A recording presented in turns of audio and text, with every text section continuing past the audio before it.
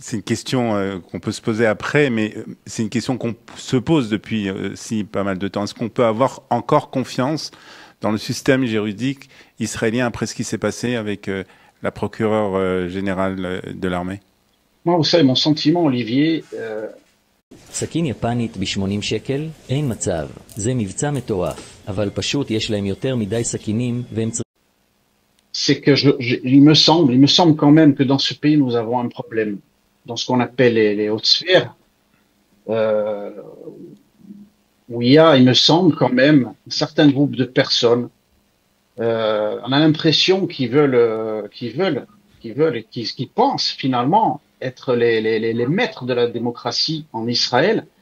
Et je crois que c'est sur ce point-là, je crois qu'on a un véritable problème. Je crois qu'il y a une véritable réforme à faire. C'était peut-être l'une des raisons pour laquelle, justement, il y a vu cette volonté de faire la réforme judiciaire, parce que beaucoup dans ce pays pensaient qu'il y avait un gouvernement des juges, que les juges, finalement, étaient un petit peu, voilà, une nomenclatura ici en Israël qui s'octroyait le pouvoir de décider au-delà de la démocratie, au-delà de la majorité des Israéliens, un pouvoir des juges. Mais là, on voit aussi que finalement, on a des personnes comme cette procureure qui pensent que elle a la possibilité, par une action de ce type, voilà, de peut-être porter atteinte à notre gouvernement, à Benjamin Netanyahou. On en saura pas plus. C'était encore la volonté de nuire à notre premier ministre. Donc c'est ça qui est extrêmement grave. C'est-à-dire que en réalité, la démocratie israélienne, lorsqu'il y a ce type d'affaires, elle est en danger.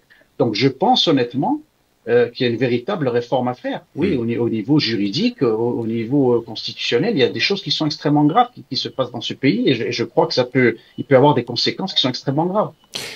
Quand on écoute un peu ce que dit, en tout cas autour de la procureure générale, puisqu'elle, on l'a pas entendu vraiment parler, mais en tout cas, les personnes qui sont proches et les personnes qui font partie donc de ce système juridique, ils disent, alors, c'est vrai qu'ils disent pas d'une façon ouverte qu'ils ont voulu nuire à Benjamin Netanyahou, au gouvernement, ça c'est sûr qu'on va pas l'entendre, mais en tout cas, ils disent qu'ils ont voulu justement protéger les soldats israéliens en montrant que Israël s'occupe justement de ce genre de cas face peut-être à d'éventuels procès de la Haute Cour internationale de justice. Est-ce que c'est un argument que vous arrivez à comprendre quand même, David?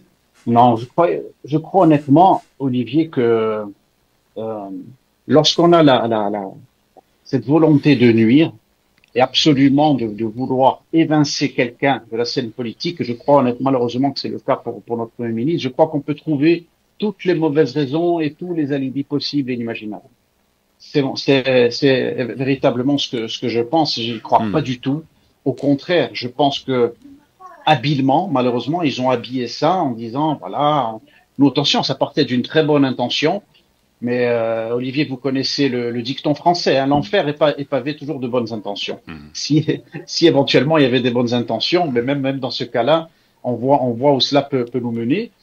Donc non, moi je pense que malheureusement, là encore, on a, comme vous l'avez dit très justement, on ne le saura jamais parce qu'ils vont pas le dire bien évidemment, mais je pense que derrière ça encore, il y a encore une volonté, je crois que c'est obsessionnel dans ce pays, de s'en prendre à notre Premier ministre et de vouloir le faire tomber à tout prix.